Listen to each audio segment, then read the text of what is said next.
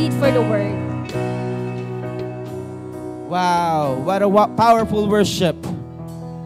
Sino dito sumamba sa Diyos? We would like to welcome all the way from Singapore our friends from Callers. You're welcome in Jesus the Gospel Church. And for the first timers that are here, second timers, welcome to Jesus the Gospel Church. Amen and amen. Sino dito alam niya mabuti ang Diyos sa buhay niya? If you know God has been good to you, shout amen. Woo. Grabe. The presence of God is still in this place. I've got a quick word. But what I want us to have is a powerful worship. That's the only thing we can give to our God. Everything belongs to the Lord, and the only thing God cannot give Himself is worship. Because if you're gonna worship, you need someone higher than you. So, this morning, kung meron ka mang maibibigay, bigay mo na yung tunay mong pagsamba. Kasi yun lang yung katanggap-tanggap. Hindi yung salapi, hindi yung gawa, kasi yung lakas sa kanya rin galing yan eh. Yung hininga, kanya din galing yan eh. The bread that we take, it all comes from God. We cannot offer Him that thing. Everything belongs to the Lord. But the only thing He cannot give Himself is worship. That's your privilege. God gave it to you to give Him worship. I really love that song when we sang, "Was the grave meant for me?" Woo! Grabe. It was really meant for me. But God didn't want it to be done like that. Para sa akin talaga yun eh. Yung parusa, sa katigasan ng puso ko, katigasan ng ulo ko, paglilingkod ko sa mundo, sa sarili. Pero gayon na lamang ang pag-ibig ng Diyos.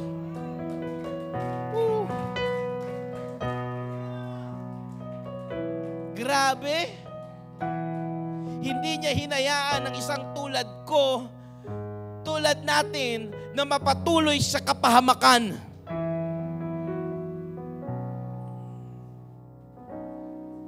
Bumaba siya sa trono niya, nagkatawan tao, nasugatan, nasaktan, namatay, pero hindi doon nagtatapos ang storya. Hindi doon nagtapos ang storya, mga kapatid. Ngayong umagang ito ang paalala na ang Diyos natin ay buhay. Ngayong araw na ito ay paalala na ang Diyos natin buhay. Pagkatapos ng 3 araw, pumasok sila doon sa tomb. Walang laman. Hindi na natiling patay ang Diyos natin. Come on, church! Our God's not dead. He is surely alive.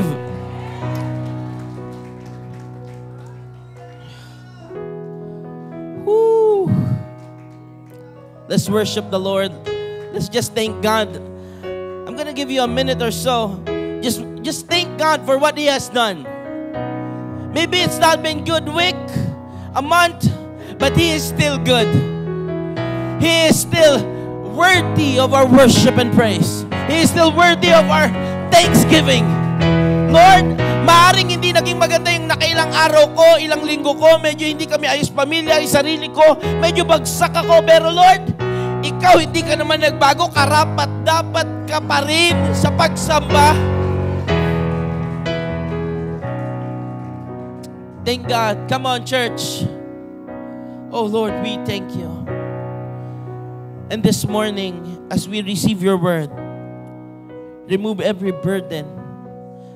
Lord, lahat ng nasa isip namin, yung gumugulo sa aming isipan, sa aming puso, mga makasariling bagay, mga bagay, Panginoon, na magnanakaw ng gusto mong sabihin sa amin ngayon. Lord, kung meron mang humihiwalay sa amin upang hindi kami manatili sa iyong presensya, ay yun ay kasalanan. Sa oras na ito, hinihingi namin ng tawad sa iyo. Gusto namin manahan sa presensya mo. Salamat sa kalinisan, salamat sa kapatawaran. At sa oras na ito, Panginoon, itago mo lamang ako sa iyong likuran at ikaw ang makita at mangusap sa amin lahat. In Jesus' name we pray. Can we say amen? Before you sit down, greet 5 people and say, I'm happy and I'm glad that you are here. Come on, with a big smile, say, I'm glad that you are here.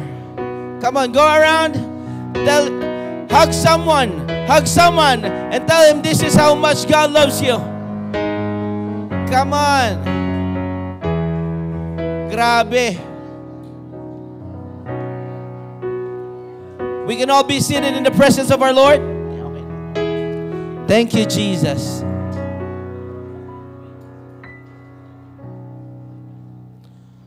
Who loves worship?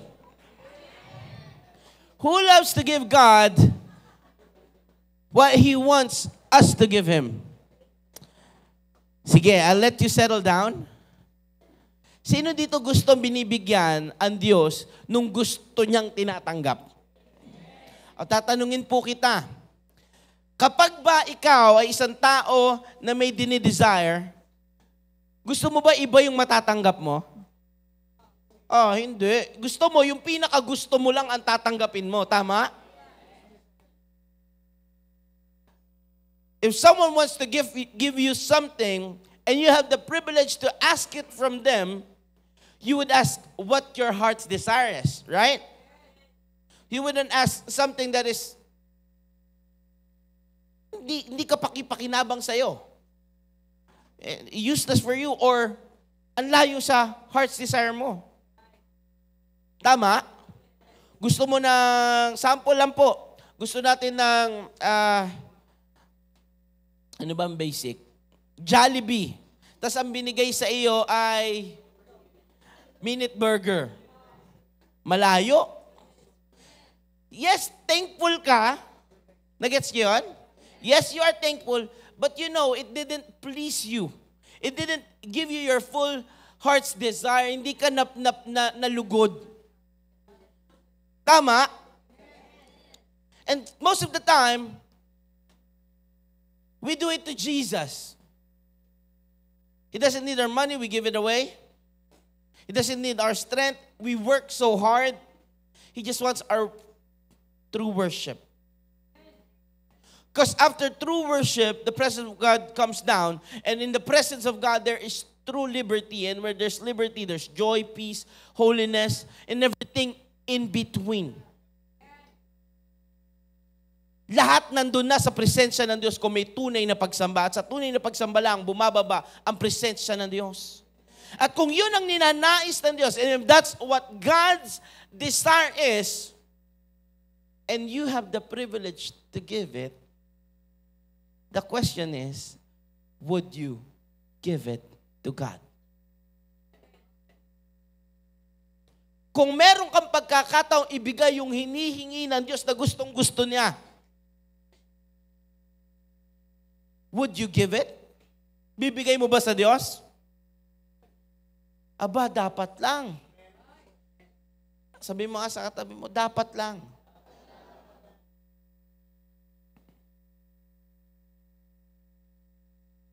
If you didn't hear it, earlier, Pastor Ruth told about Joseph of Arimathea. He was a good man. The Bible says in Luke chapter 23, verse 50 to the following verses, he was a good man. He was part of the council, or he's a part of the church. If we're going to translate it to today's time, he's a part of a church. He's a good man. He always seeks God. Sabi, he's seeking the kingdom of God. To be a good man, you don't need to not sin, because we all sin, sabi ng Bible. Romans 3, verse 23, lahat ay nagkasala. Para maging mabuting tao, hindi yon, kundi ang dahilan kaya siya naging mabuting tao, kasi ang sabi ng salita ng Diyos, he was always seeking the kingdom of God. If you want the presence of God, if you're always seeking the presence of God or the kingdom of God, you are a good man.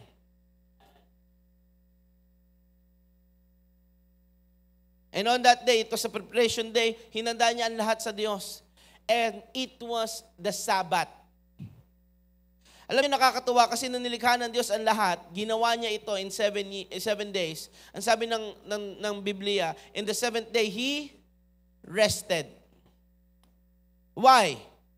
Doon sa creation, in the 7th day, He rested. You know why He rested?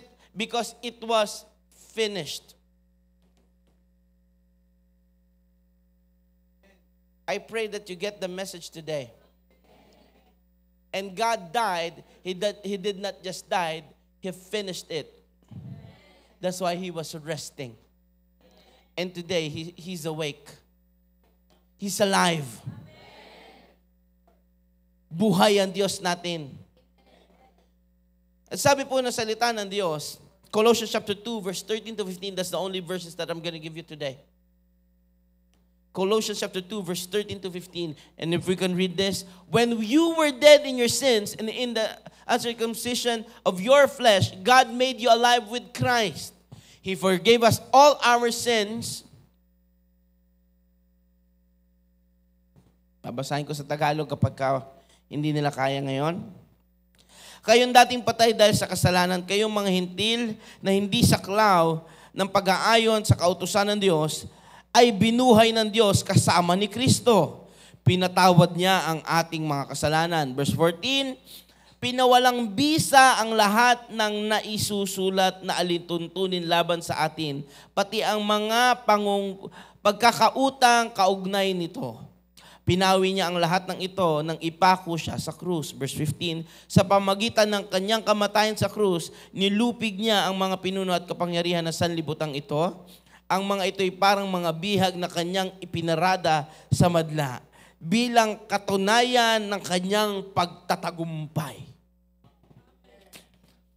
So the Resurrection Sunday, as we celebrate Christians, is not just a day that we remember God's goodness. It is a victory parade.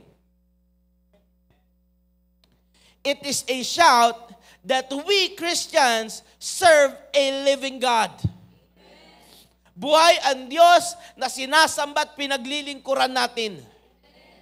Hindi ito magpapatunay, magtataas na kamay sasabihin, buhay ang Diyos na pinaglilingkuran ko. Amen! And on the cross and His resurrection, there were 3 things that was canceled because of the resurrection power of Jesus. May 3 bagay ang kinancel ng Diyos sa buhay natin. Sabi mo sa katabi, tell to your neighbor, there were 3 things that was canceled in your life. Sabi mo sa katabi, may 3 bagay ang kinansela ng Diyos sa buhay mo.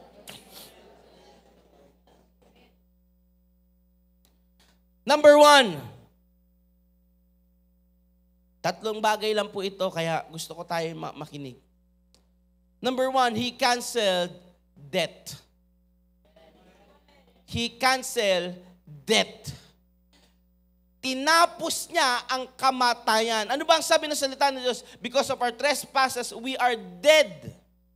Because of our transgressions, we are dead in sin. But when Christ died for us and He was resurrected, remember in Luke chapter 23 verse 46, He was not beaten by death. He gave His life saying, "Death, you have no power over me." Gusto ko sabihin sa atin lahat, sinabi ng Diyos, eto na ang buhay ko, Lord, binibigay, sinusuko ko sa iyo, hindi kayang kunin ng kamatayan nito. Sinubukan sa krus ng Kalbaryo. Binigyan siya ng pagpapalo, binigyan siya ng kahihiyan, tinorture siya, koronang tinik. Sa krus, pinako, pinaglalatigo, pinahiya. Hello? Pero hindi namatay. Ang sabi po ng mga scholars, no, ng Bible, ng mga theologians, no, after 39th, you should be dead. After 39th weeping. Lalo na yung ginagamit nila, it's called scourging, where the flesh comes out every after hit. Na-imagine nyo po ba yon? And there was an experiment, you could search this on Google, that the scourging that they do, they tried it on a fiberglass. The fiberglass broke. Yung ganyang salamin, basag po yan nung hinataw. Imagine what it can do in our flesh.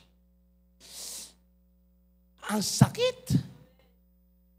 Sinubukan po sa makapal na plyboard. Alam niyo po yung plyboard, yung ginagamit sa mga bahay-bahay? Sinubukan, butas ang plyboard. At pagtapos, punit. Imagine what it can do to our flesh.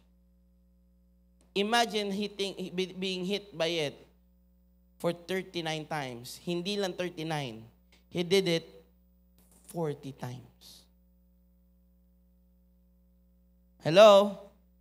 He canceled death. Hindi ka na pwedeng mamatay dahil sa sakit. Alam niyo ba bakit? By His stripes, we are healed. Sabi ng salita ng Diyos, there was 40 for assurance. There are only 39 known cause of death via disease or sickness. Sa science po, may 39 lang na kilalang sakit. Under nun ang lahat ng klaseng sakit. Lahat yun tinanggap ng Diyos, pero may isa pa, para kung ano man ang lalabas pa, binayaran na ng Diyos.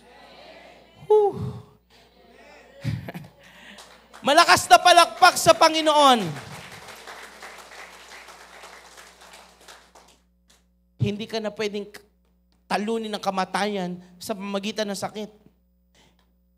Minsan, nagpapakamatay ang tao. Very common to ngayon. Yung mga nadidepress, na anxiety, dahil sa kahihiyan. Pero alam niyo ba, hindi ka dapat mamatay dahil sa mga bagay na iyan, dahil tinalo na ng Diyos yan. Si Jesus mismo ang sabi na salita ng Diyos, hinubaran, dinuraan, pinahiya. Pero sabi ng salita ng Diyos, ni bugtong hininga, walang lumabas sa Kanya. Hindi niya binigay yung kagalakan sa kaaway na makita siyang nahihirapan. Naintindihan po ba natin yon? Di ba mga salbahing tao, makita ka nahihirapan, masaya? Si Jesus hindi binigay yung kagalakan na yun sa kanila. Yung, ayoko na. Si Lord, nung pinagagawa sa kanya lahat yon, sabi ng salita ng Diyos, ni bugtong hininga, hindi niya ginawa. Yung ganun, wala. Straight face. Masaya na kayo? Ako naman, at sabi ng salita ng Diyos, pagkatapos niyang gawin lahat, binigyan siya ng pangalang higit sa lahat ng pangalan. Kaya hindi ka pwedeng mamatay sa kahihiyan. Ayaw ng Diyos yan. Sa mga isipin ng nakaraan at darating pa lang, hindi ka kayang patayin. Kinancel ng Diyos yan sa gawa niya sa krus ng Kalbaryo. Malakas na palakpak sa Panginoon.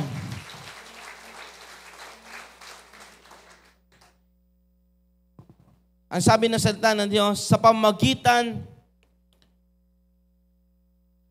kayong dating patay dahil sa kasalanan, kayong mga hintil na hindi saklaw ng pangako ayon sa kautusan, ay binuhay na kasama ni Kristo. He canceled death because death is no longer a power over our lives because God defeated death. Amen? Hello? So when He canceled death, nung kinancel niya si kamatayan, sa buhay mo, kina-cancel din ng Diyos yan. How many times that we should have been dead but still alive and kicking right now? Hello? Ilang beses na may sakit na dapat kinuha ang buhay natin. Ilang beses na trahedya na dapat wala na tayo at marami tayong alam na patotoo. Pero dahil alam natin buhay ang ating Diyos, hindi siya tinalo ng kamatayan. Buhay na buhay pa tayo ngayon. Malakas na palakpak sa Panginoon. Number 2, He canceled debt. Kinansela niya ang utang. Dapat masaya ka. Parang ayaw nyo. Kapag sinabing wag mo nang bayaran, aba, may kagalakang lumalabas sa mukha ng marami. Pera lang yung pinagkakautangan. Malungkot sila. Tama? Sa'yo may utang. Tapos sinabi niya, cancel na natin yung utang. Hindi, magbayad ka. Pero kung ikaw yung receiving end, hello? Sino dito nakaranas na i-cancel yung utang niya? Sino dito nakaranas na may nagbayad para sa kanya? You know, the term that canceled debt, babasahin po natin in Colossians chapter 3, chapter 2, verse 13 and 14. This is what it says. Kayong dating patay dahil sa kasalanan, kayong mga hintil na hindi saklaw ng pagtutulad, ayon sa utusan ay binuhay ng Diyos na kasama ni Kristo. Pinatawad niya ang ating mga kasalanan. Pwede ba may English kayo dyan, anak? If there's a New King James Version, thank you. I will read it in English para mas maintindihan natin. Minsan masyadong malalim ang Tagalog. Yan. Bearing with one another. No. Chapter 2. Yan. Lahat ng nakakasunod, can you say amen? Amen. And you were dead in your trespasses and under uncircumcision of your flesh. God made alive together with him, having forgiven us all our trespasses by canceling the record of debt that stood against us with its legal demands. Ang sabi doon, canceling. Yung ginamit po na Hebrew term dyan is a receipt. Yung Greek word or yung Hebrew word for debt o yung utang, ang term po na yon ay ginamit resibo. When you go to a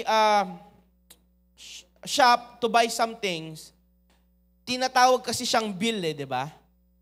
Pero ang totoo, they give you a receipt or the list of records that was taken o yung kinuha mo. Listahan ng ginawa mo at kinuha mo. At yun ang kinakansela ng Diyos sa buhay natin. And you being dead in your trespasses of your flesh, He has made alive together with Him, having forgiven you all trespasses. And sabi dito, verse 14, having wiped out, binura. Nung nabuhay si Kristo, hindi lang siya nabuhay mag-isa.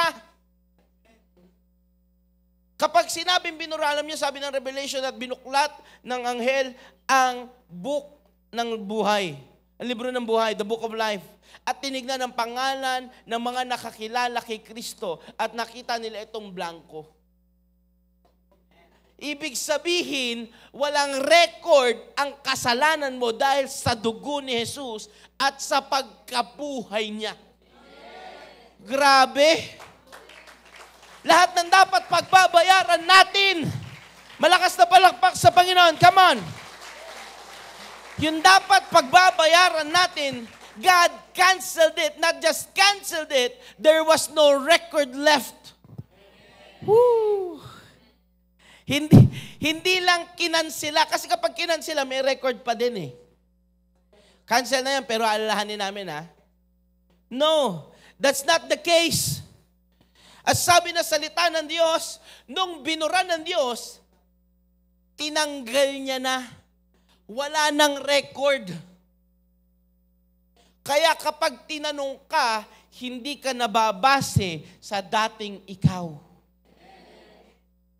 Kaya nung nakakilala ka kay Kristo at nabuhay muli kasama ni Kristo, hindi ka nakilala bilang si Juan Tamad, si Pedro Manggugulang, si Marites na Chismosa, o kung anumang mga pangalan na bansag sa iyo dati. Hello? Si Manny Manginginom. No? Si ganyan na palaaway.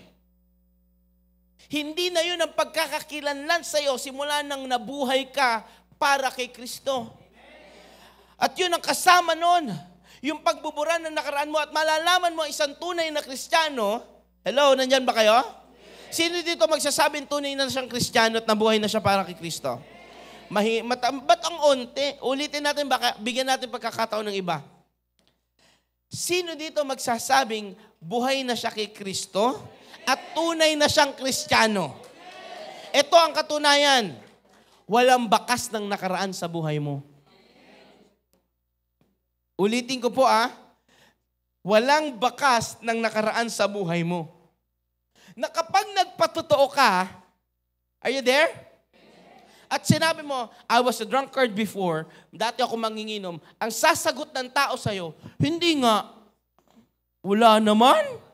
Hindi naman halata. Totoo ba? Hello?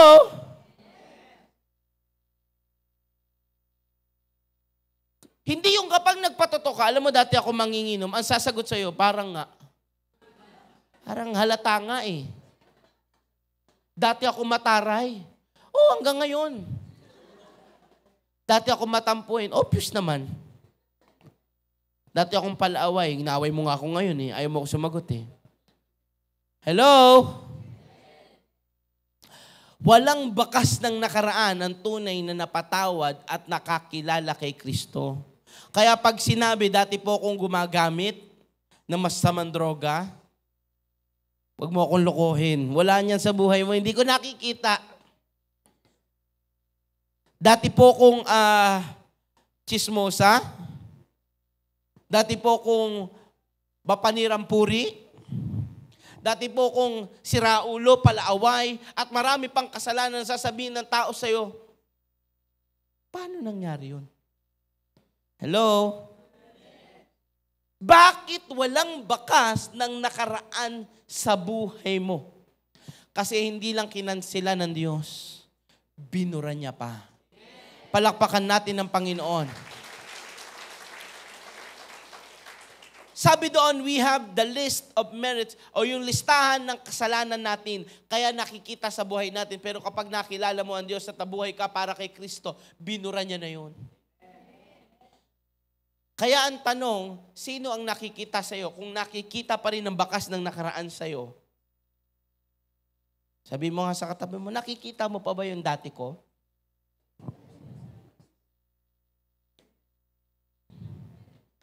Hello?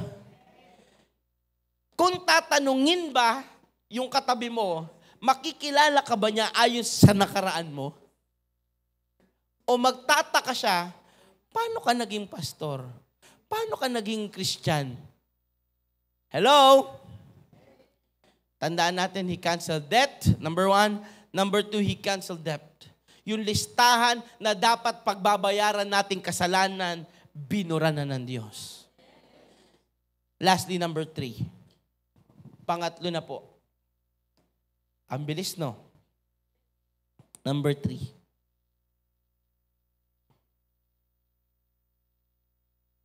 So, debt, and lastly, he disarmed. The resurrection power of Jesus Christ disarmed the enemy's power over your life. Yung kapangyarihan, impluwensya ng kaaway sa buhay mo, kinansela ng Diyos, tinanggalan ng kapangyarihan. Kaya nga sabi ng salita ng Diyos, no weapon formed against you may prosper. Kasi in His resurrection, the power of the enemy over your life was canceled. He disarmed the enemy to prosper. That's anything that is against your life. He disarmed the enemy. Saan natin makikita? Ang sabi ng Colossians chapter 2, verse 15. Having disarmed principalities and powers, He made a public spectacle of them, triumphing over them in it. Alam niyo po, nung unang panahon, in the biblical times, o yung mga panahon ng kingdom ng mga nag-aaway, when they conquer one city or one kingdom, kukunin nila yung mga general, yung best fighters, they're gonna parade them, tatalian, pahihiyain, at ipaparada doon sa kanilang syudad para patunayan na itong mga to walang kapangyarihan sa inyo. Naintindihan natin yon? At ganun ang ginawa ng Diyos. Kinuha niya yung sinasabing kapangyarihan ng kaaway sa buhay mo. Nung ikay makakilala sa Diyos, namatay para sa Kanya at nabuhay na muli ang ating Panginoong Hesus para sa iyo. Kinuha niya yung lahat ng kayang gamitin ng kaaway sa buhay mo. At sinabi niya, eto ba yon?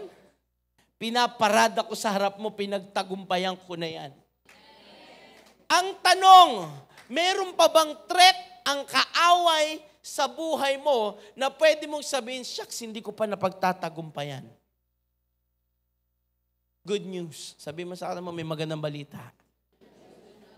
Kala mo lang hindi mo pa napagtatagumpayan. Whew. Kala mo lang hindi mo kayang pagtagumpayan. Pero ang katotohanan, God already triumphed over those things for you. Para sa'yo, pinagtagumpay na ng Diyos. And this is the best news that we can have. Hindi tayo kasama doon sa pinapahiya. Kasama tayo doon sa parada ng tagumpay. Hallelujah! Malakas na palakpak sa Panginoon.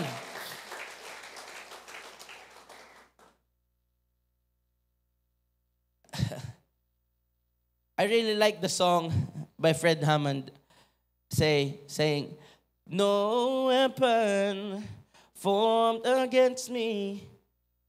Who knows that song? Shall prosper. It will not work. Hindi papasa ang ginawang tangkang paglaban ng kaaway sa buhay mo. Hindi dahil malakas tayo. It's not because we're strong. It's not because we're good. It's not because we're worthy. It's not because we are just. Wala sa atin yung dahilan bakit tayo nagtagumpay. Wala sa atin ang dahilan bakit tayo magtatagumpay, nagtagumpay, o pinagtagumpay na ng Diyos. Hindi dahil sa kabutihan, kalakasan,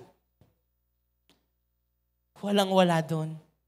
Hindi dahil sa mabait ka. Ang babait ng tao, may hangganan lang eh. Totoo?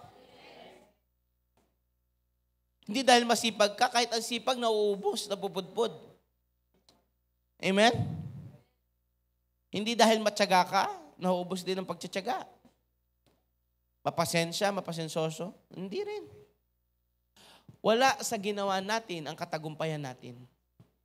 Ang katagumpayan natin dahil lahat sa ginawa ni Jesus sa atin. Ang katagumpayan natin dahil lahat sa ginawa ni Jesus sa atin. Bakit? Bakit ganun, pastor? Bakit? Upang walang maipagmalaki ang tao na sa sarili niyang kamay, kaya siya nakatayo. Kaya siya tumatayo, kaya siya malakas.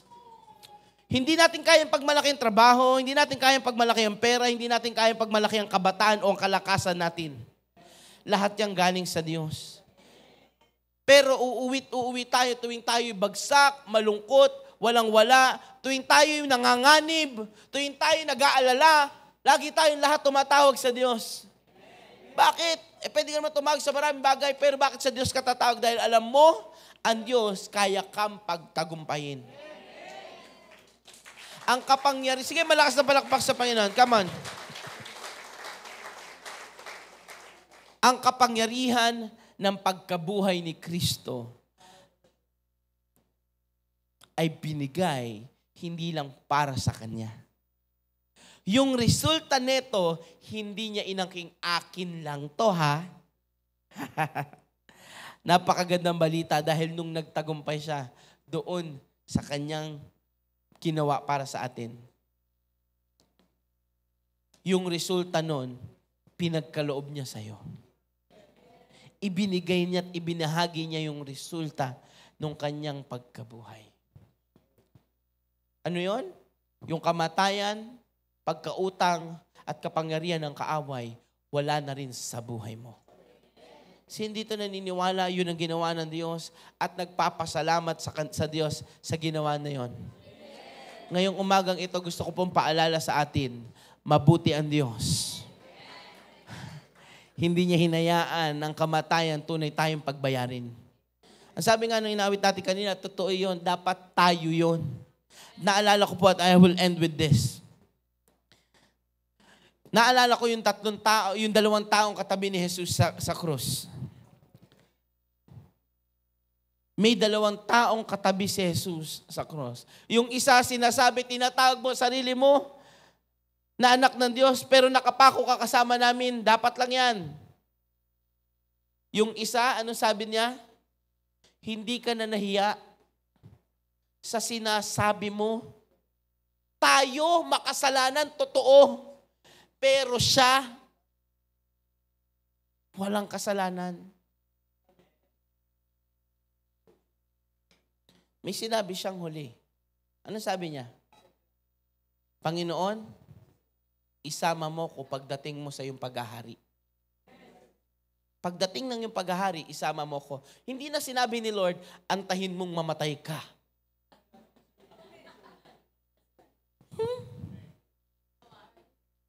Hindi sinabi ni Lord, mag-undergo ka ng WTS. Hindi sinabi ni Lord, mag-cell group ka, sige. Hindi sinabi ni Lord, ngayon, hindi sinabi ni Lord na na kabisado mo ba yung 17 fundamental truths? Di naman Hindi niya tinanong, ilan ang Bible verses mo? Walang ganun na requirement. Ang sabi ng 1 John 1:9, if you believe and confess. Sabi niya, Lord, naniwala na siya. Ano yung kinonfess niya? Na maghahari si Lord. At ang sabi niya, isama mo ko, ibig sabihin, he believed. Ang sabi ni Lord na sa kanya, now, today. Kasi hindi ito niniwala, buhay ang ating Diyos. Sabi niya, today I will bring you to paradise. Today, God's resurrection, we remember God's goodness. So today, God's presence is available. If God did things for us, kung ginawa ng Diyos ang mga bagay para sa atin, na hindi tayo deserving, walang taong magmamalaki deserving ako sa ginawa ni Lord. Wala. Nahihibang ka kapatid pag yun ang kiniklaim mo. Walang kabutihang kayang magbago ng Diyos sa kagalit niya sa dapat nating tanggapin. Pero nga, sabi na sa salita ng Diyos, gayon na lamang ang pag-ibig ng Diyos sa atin. Totoo, sabi ng dalawang tao, totoo, dapat talaga tayong narito. Pero siya hindi. Pero nandun talaga rin si Lord noon? Tama? Hindi naman sinasabi ng dalawa, bumaba ka na dyan, Lord, alam naman namin kaya mo. Hindi ka naman worthy dyan Hindi rin sinabi ng Lord, oo nga baba na nga ako. Buhayin niya sarili niya, palakasin niya, tapusin niya lahat. Hindi. Nung time na nandoon siya, inalala niya, ikaw at ako. May mga magkakasala, may mga babagsak, kailangan nila ang buhay ko. Ikaw at ako yun. Hindi tayo karapat-dapat, pero karapat-dapat ang Diyos. Kaya naman karapat-dapat din siya ngayong umagang tong pasalamatan. Amen? May mabibigay ba tayo sa Diyos na hindi galing sa Kanya? Isa lang. Yung pasasalamat natin. At ang pagsamba ay pasasalamat sa kabutihan ng Diyos. Let us all stand up. Malakas na palakpak sa Panginoon.